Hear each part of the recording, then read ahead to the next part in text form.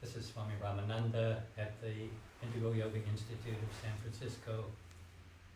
Hopefully, some of our friends here in San Francisco and from other places in the world can join us through Facebook or through YouTube. This talk was originally planned as a part of our special 50-year anniversary celebration here in San Francisco. But now, given the circumstances, we've had to close the Institute and cancel our celebration, actually postpone it. And the subject matter that I want to address and share with you is dramatically different than what I had originally planned. Before we go on to that, though, let's begin with a chant, just to come together. If you like, you can close your eyes. Let's chant Om 3 times together. And as we do so, feel that we're using that mantra to attune ourselves to a deeper aspect within where we are connected with each other.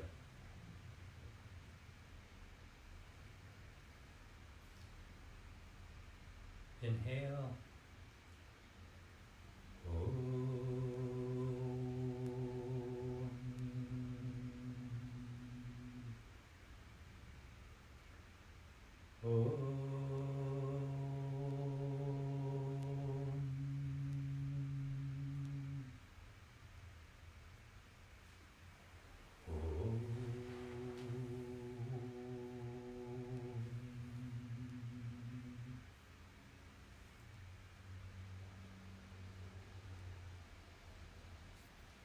Om Shanti.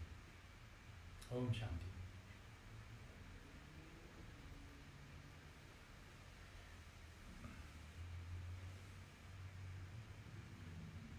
We're all faced with some unusual condition that's unprecedented, at least in our lifetime. This pandemic, as it's now called, the spread of the coronavirus, the COVID dash something, that's brought us worldwide together in a perhaps terrifying yet somewhat beautiful way, as one poet has written.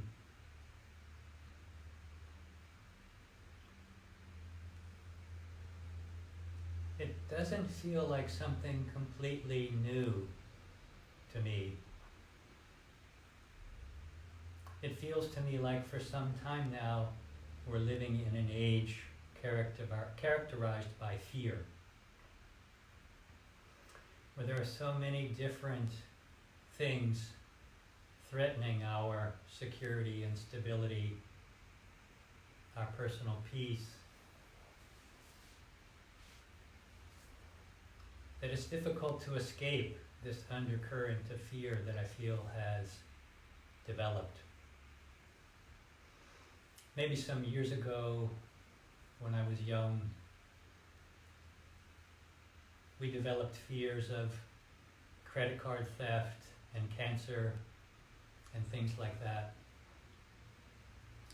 Now we're facing what Michael Lerner has called a perfect storm of issues that threaten us in various ways.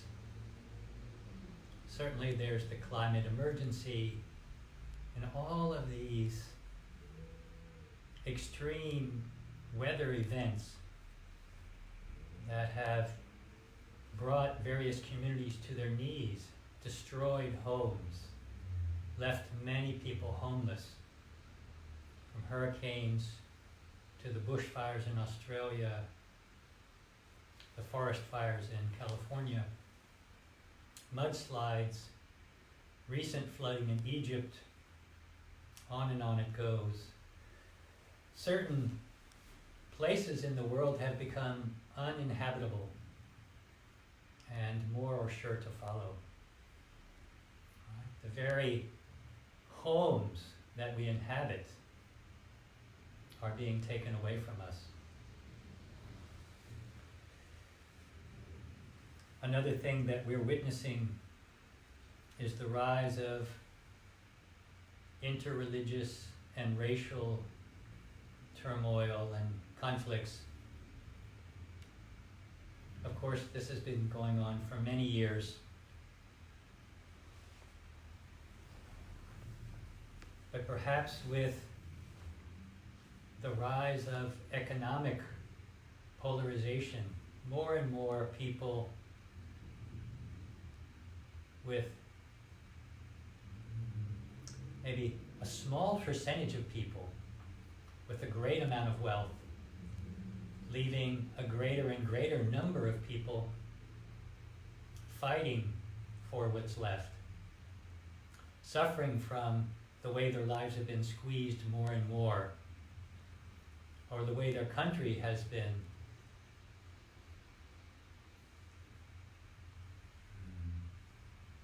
affected by the greed of those who have power. Those tensions add to all this tension between peoples, between countries, between races and religions.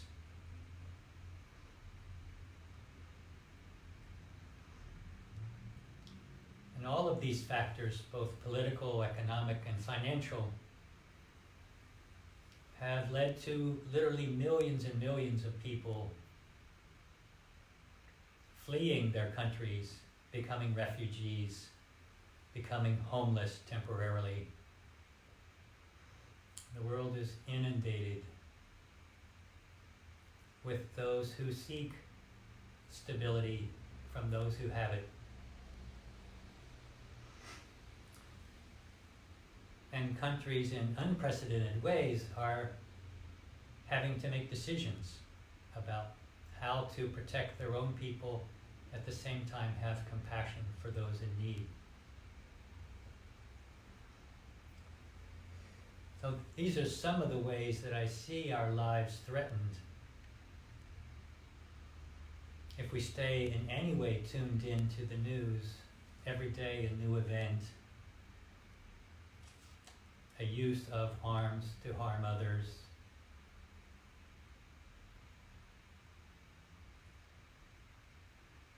a new example of conflict or terrorism.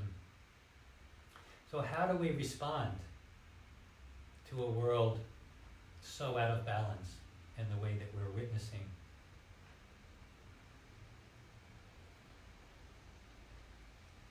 How do we keep our own balance? How do we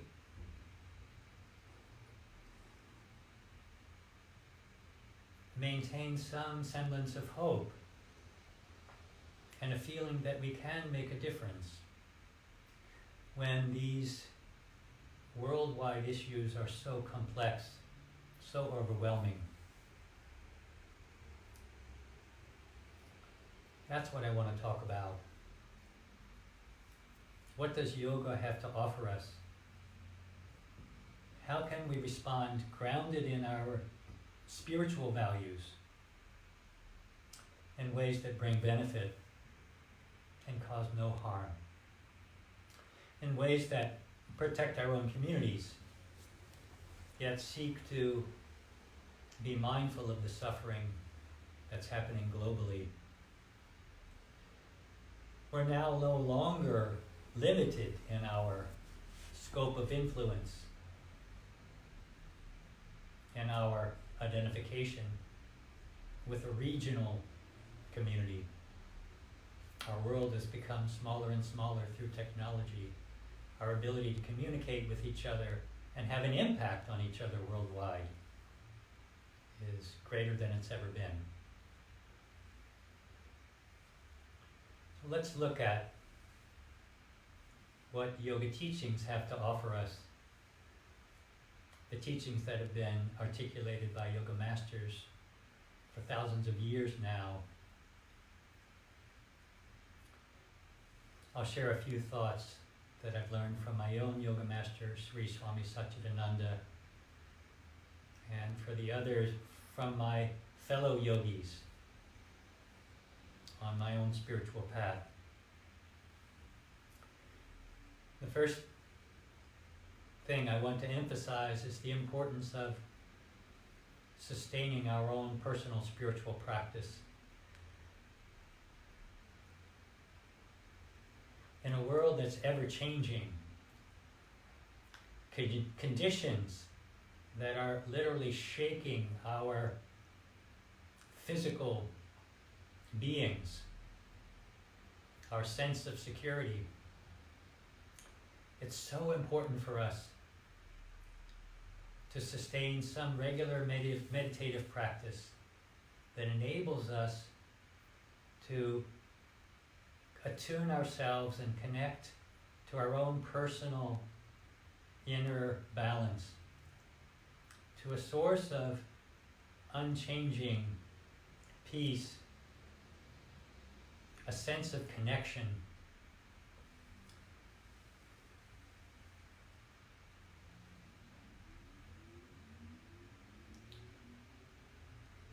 To a natural sense of contentment and kind of inner ground of being that provides an anchor for us, like a ship needing an anchor in stormy waters in order to remain in position. Any kind of regular, daily meditative practice, and in yoga, a number of practices come to mind.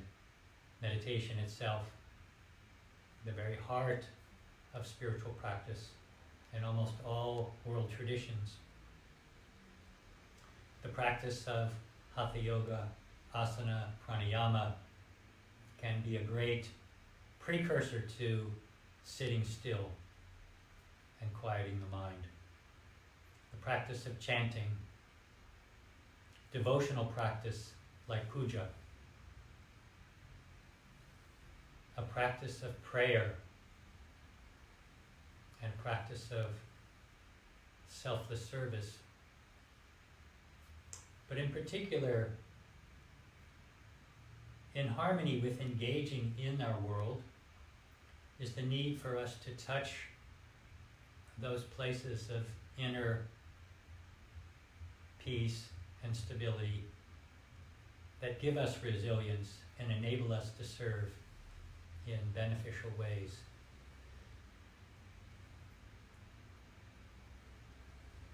Many years ago, Sri Swami Satchidananda, I refer to as Gurudev, answered a question I asked in 1976. I remember. I asked about the service I felt called to do in my own hometown.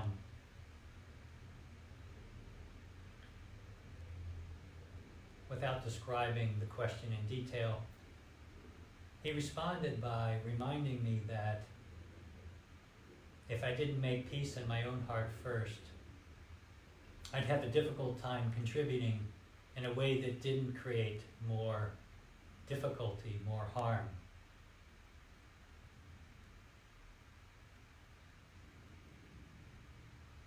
And that launched me in my own spiritual practice into a regular meditation practice that has served me well, and many of my brothers and sisters as well.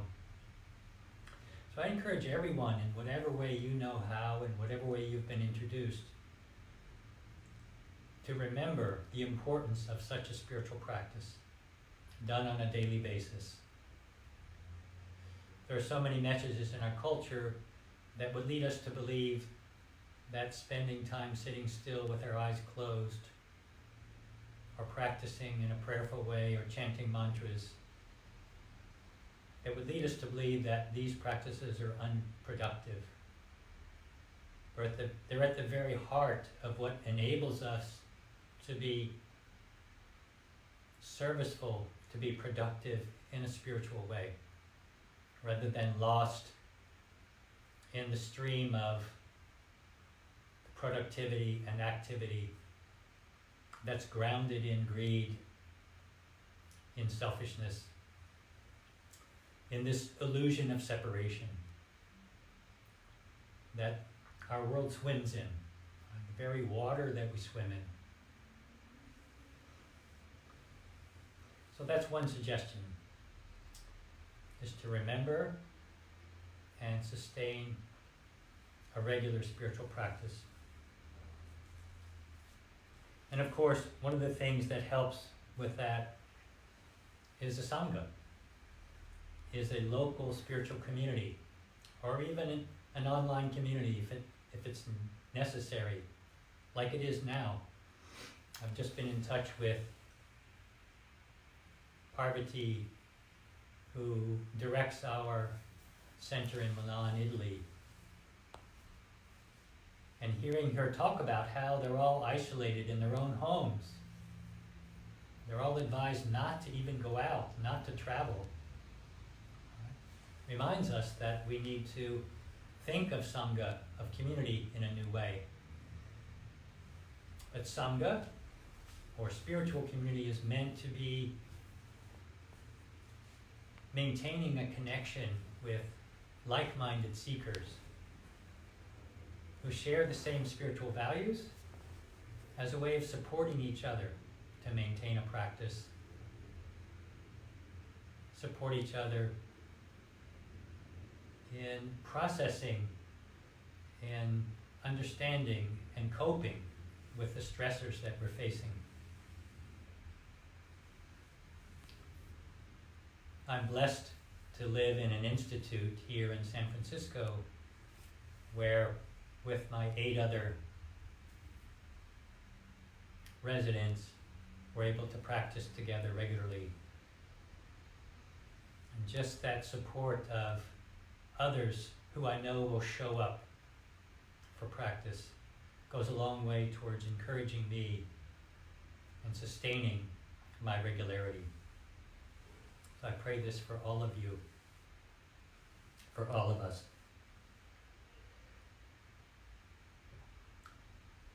Another thing I want to talk about is how even a small foothold in that underlying ground of being, that spiritual stability, even a small connection to that enables us to be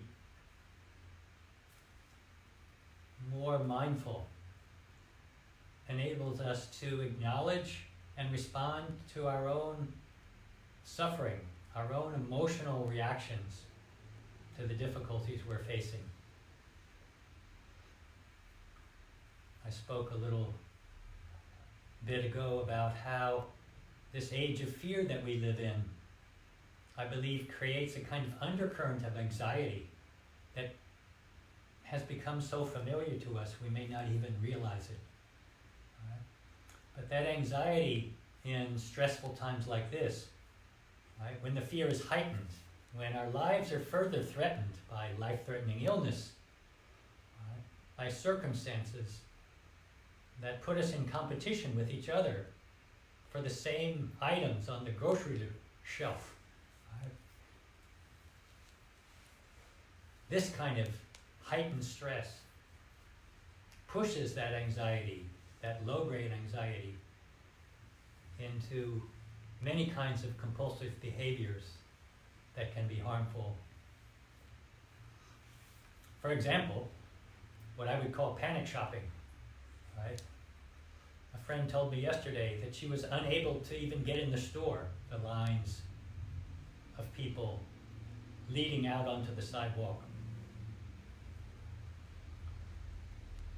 I've seen pictures of whole shelved areas within food stores and pharmacies, bare with nothing left.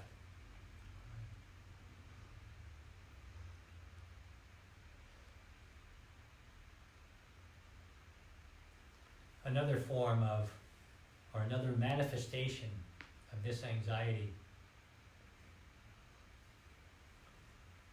Emotional eating, a constant preoccupation with information, looking from one device to another, constantly checking the news, constantly communicating, distracted by all the messages that are coming from all over, with another update. Exposing our minds over and over again to the same messages, to the same precautions, can just sustain in the mind this condition of fear and can provoke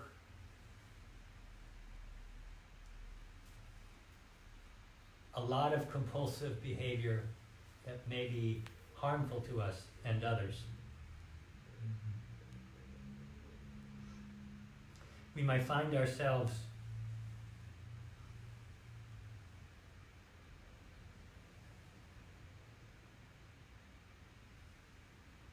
lost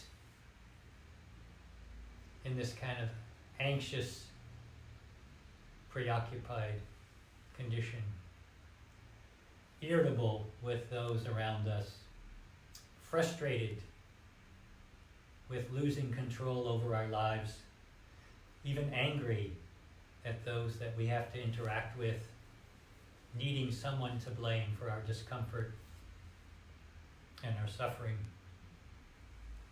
We may experience a loss of hope or a sense of depression. We may be grieving for those who are suffering and losing their lives to this pandemic. I think there's a whole spectrum of emotion that's likely to arise and move through us.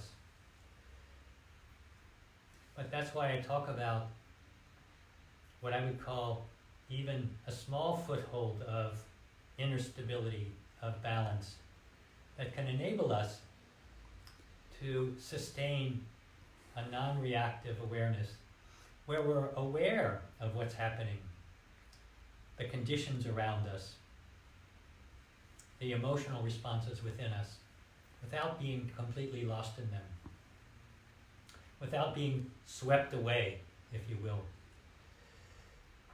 And being aware of them doesn't mean that they're any less powerful, but it means that we can consciously choose how to be with them. We can be with our own disturbed or upset feelings in mindful ways. We can be a big sister or brother to our own suffering minds. We can support each other to allow these emotions to arise and move through us, to release the energies of these feelings that are meant to move. The way a child or even an animal naturally shakes with fear or cries with grief without holding back, without holding it in like a psychic knot that's tied inside of us. That becomes an important practice for us if we're to be at all useful in the world, to handle our own emotional upset in a healthy way, to support each other in doing so without judgment of each other.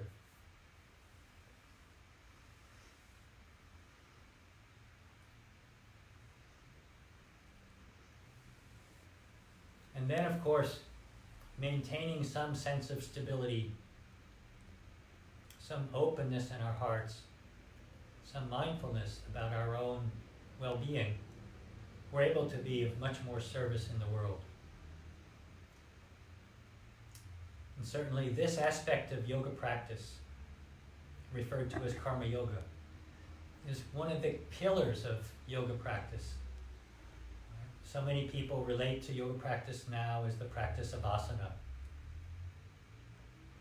It's only one small part of yoga. And the practice of serving, selfless service, or karma yoga, is one of the yogas most highlighted in the Bhagavad Gita and emphasized at every turn by my teacher, Sri Gurudev, as an important way that we participate in the world.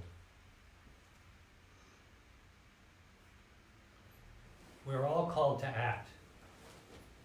Practicing karma yoga means that we act with the intention to bring benefit to others, to consider the well-being of others in whatever we do, to do the right thing, to stand up against injustice, to speak up for what we believe in.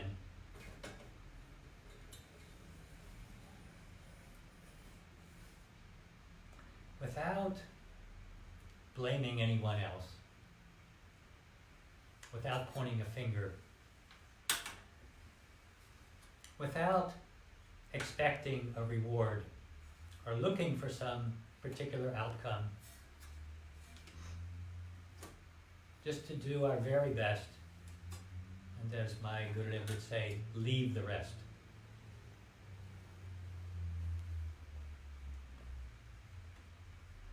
There are so many ways that each of us are called to serve. We can each be open, listen, and see where we're called, where we can act in our own communities to serve others. First of all, with our own families,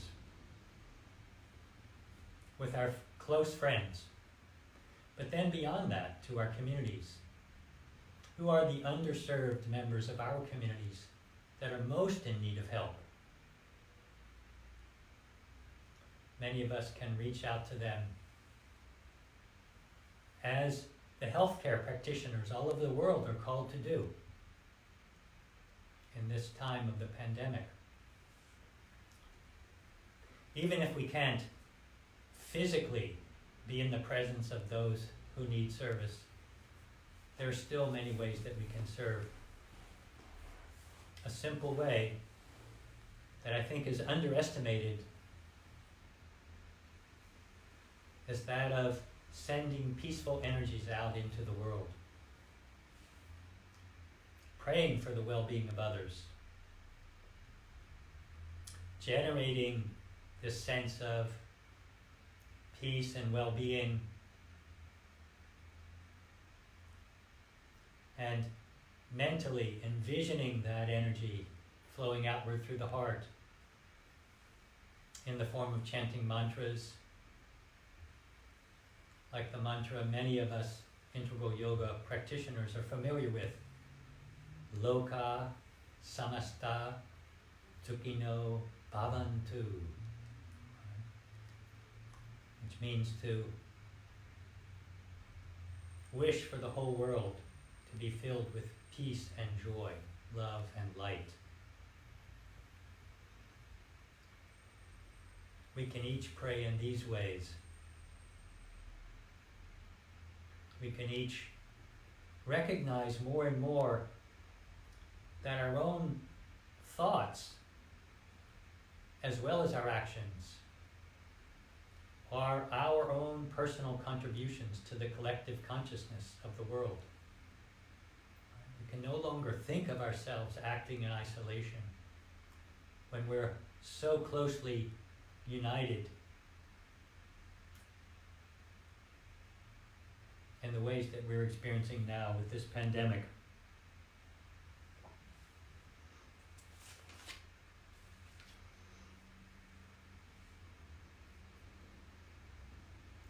Even the small interactions that we do continue to have with store clerks,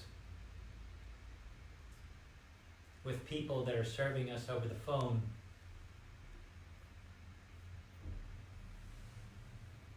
we can bring compassion to those interactions, a smile instead of our irritation or frustration, knowing that we're all facing circumstances that have made our lives much more complicated and difficult. Another way we can serve, I was reminded of recently, by hearing about a friend who regularly corresponds with incarcerated, with those incarcerated for years who are also suffering in their own way and in need of support, who live in such a dark climate or environment. Another simple, beautiful way to serve.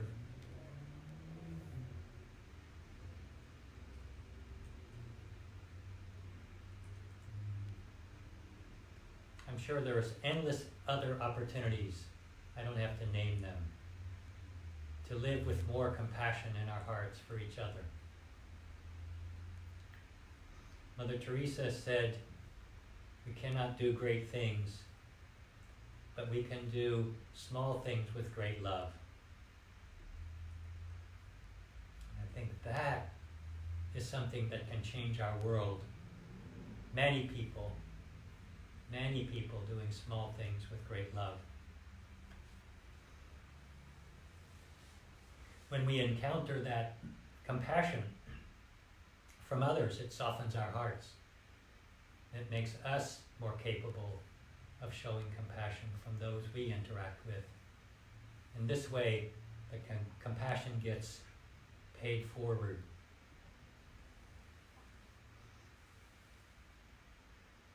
Yet another method that I think of, especially when I speak about not reacting to others with anger, not pointing the finger or blaming others for our suffering, is the practice of forgiveness. To know that some people out of their own suffering do harm to others, commit acts of violence. Forgiveness is a way of keeping ourselves from being lost in bitterness and ill will towards those people, releasing those energies from our heart, which only poison our hearts, and continuing to see the light in those around us.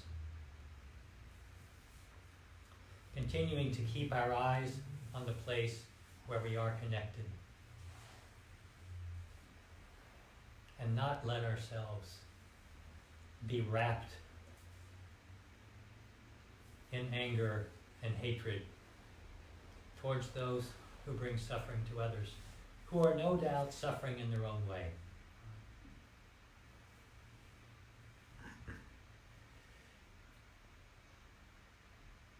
A few more thoughts. I wish I had the opportunity to interact with you all. I'd love to welcome your own comments and questions, but I'll share a few more thoughts. I do believe it's useful for us to stay informed, to be aware of what's happening around us,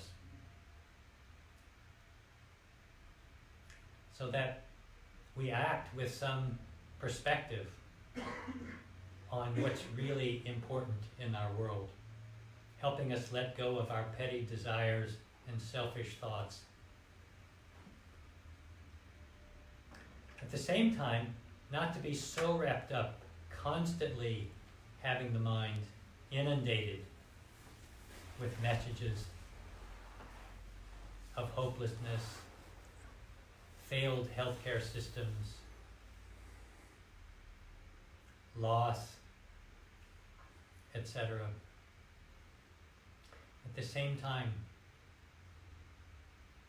remembering that there are just as many people working for peace, working for the well-being of their communities, as there are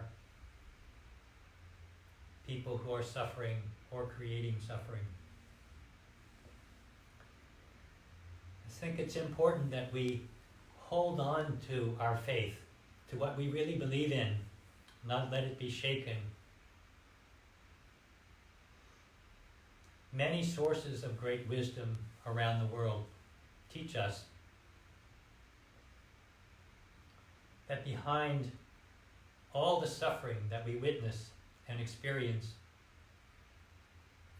There is some ultimate benefit that comes out of it. In the same way that a beautiful plant, a healthy plant that offers flowers or nutritious food to us, in the same way that that plant grows out of compost, out of what was once garbage. So many beautiful things can yet arise from the things that are destroyed and can be transformed.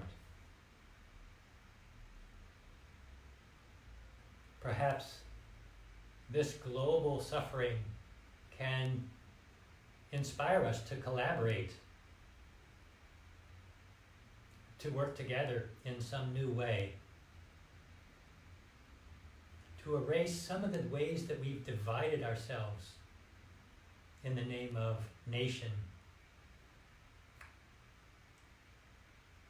or race or religion,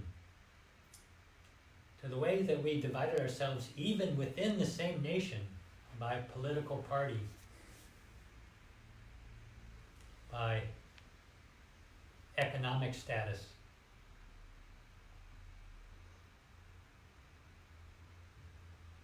by team, in so many ways that we've created these lines between us. In so many ways that we've drawn a circle around ourselves, saying we are separate. An event like this,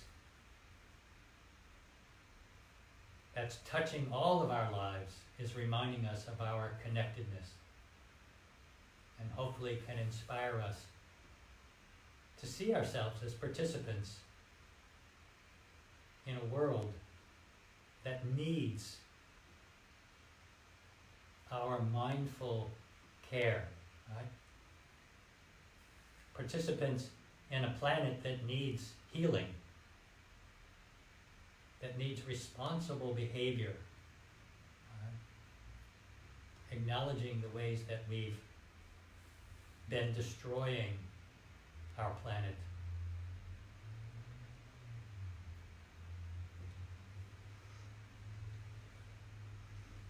If we can keep some perspective, not lose hope, by remembering all the things that we're grateful for, all the blessings that we have.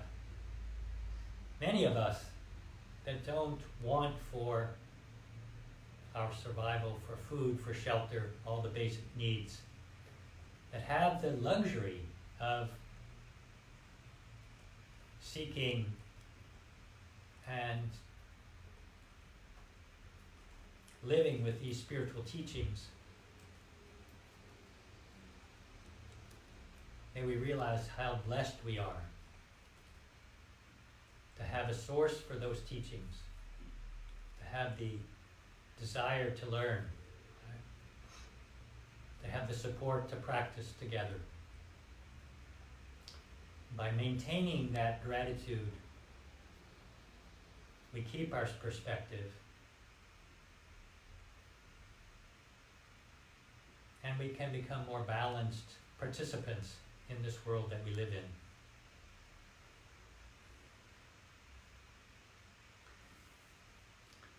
These are the thoughts that I primarily wanted to share with you.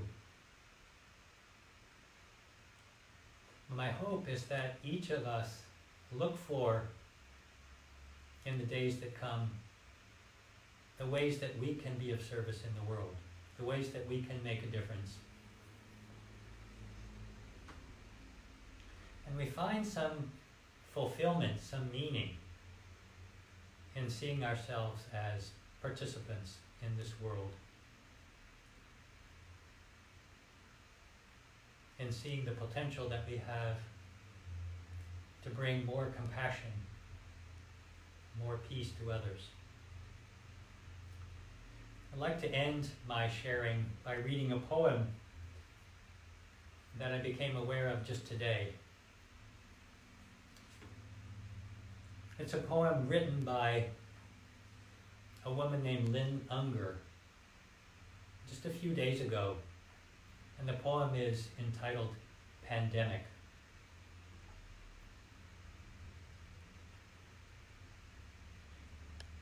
What if you thought of it as the Jews consider the Sabbath, the most sacred of times? Cease from travel.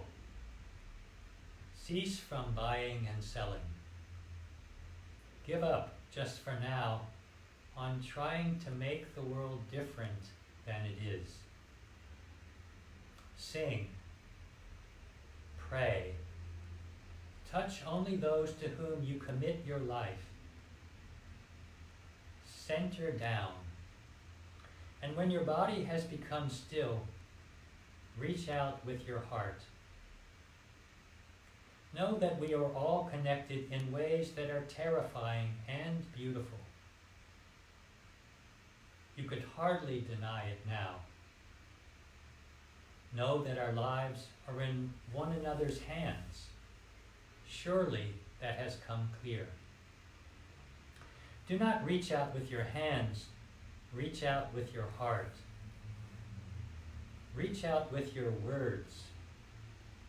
Reach out with the tendrils of compassion that move invisibly where we cannot touch.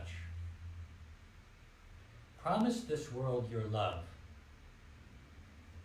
for better or for worse, in sickness and in health, so long as we all shall live.